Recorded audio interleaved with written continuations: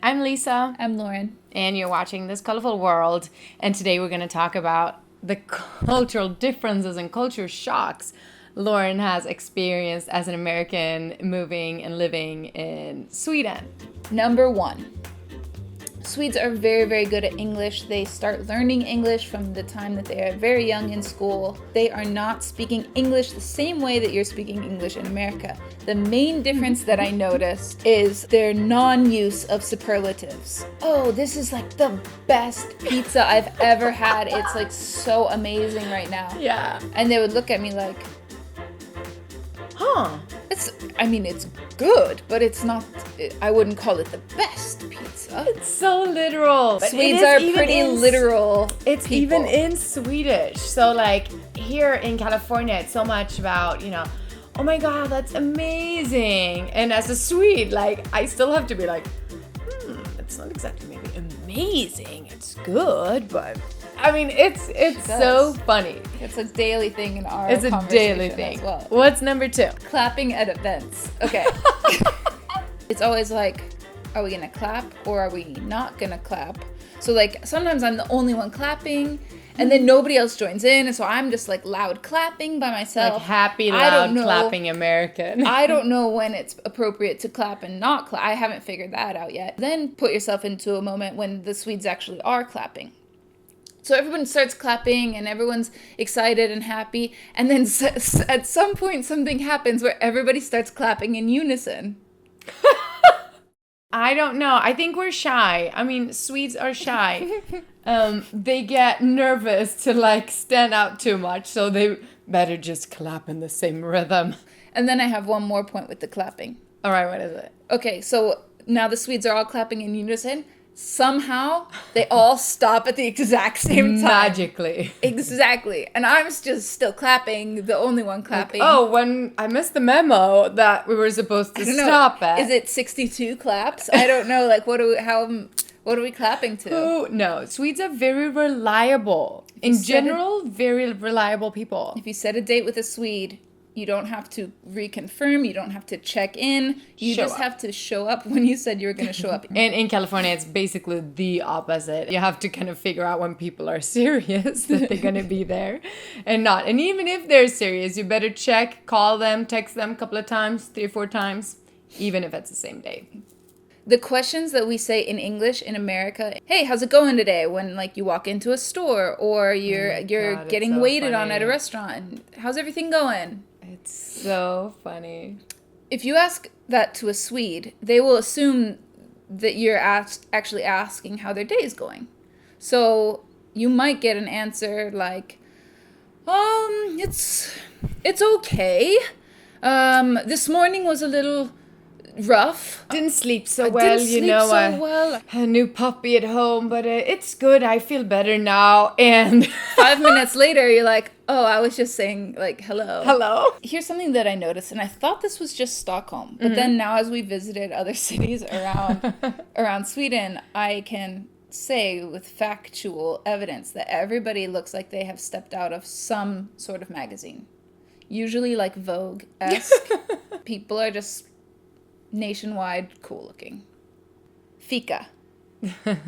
Yeah, it's true. So at about 3 o'clock in the afternoon, Swedes take a break. They have a coffee break, but with the coffee break happens to also have like a sweet, sugary little thing. That's just that's just it, and you don't mess with it. You just go along with it and you say, yes, please, I would like the coffee. One of the weirdest things is a phenomenon called lördagsgodis.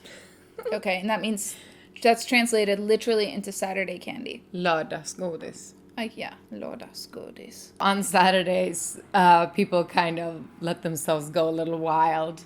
But like Sweden has let itself go a little wild with candy in general. It's true. They have like the bulk candy. Yeah. Bulk candy. In every grocery store and every convenience store. So good. That you could imagine. So good. And not just like, oh, here's a couple things of bulk candy. It's like a whole wall of the store is different. What do you think? How do you feel about that? What's your reaction to that? It's just crazy. You came back from a trip to Sweden with just 8 pounds of candy. Potentially. I just can't stand when you mix the salty licorice with like all the other things. You should keep that poison out and away from all of the delicious candy. Who likes salty licorice? Comment below. Have you not tried salty licorice? Make sure you do, because it's a once in a lifetime flavor. It's like unlike anything else. Maybe sardines without the fishiness. Is that a good comparison? That sounds gross. Sounds really gross. If you go to Sweden, the chances are good that they will stuff a salty licorice in your mouth and say that, oh, it's candy. All Swedes love it, even babies. And it's pretty true, but it's also, that doesn't make it taste good.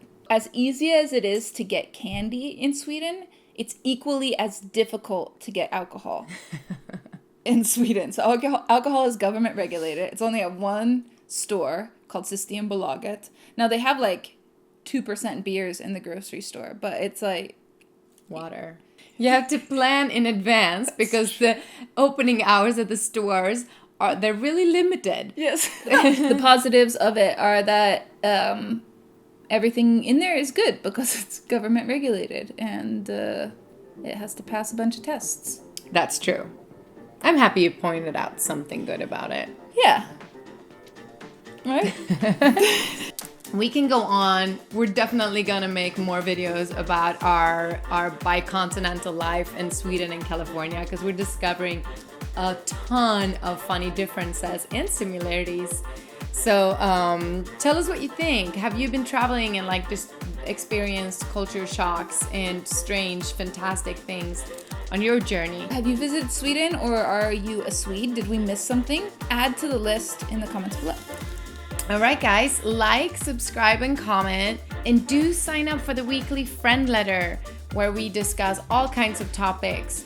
Maybe more cultural differences, but a bunch of other deeper topics as well. So if you want to hear more from us, then definitely subscribe. The link is below. That's the place to do it. All right, we'll see you next time. Bye. Bye. You want some salty licorice? No.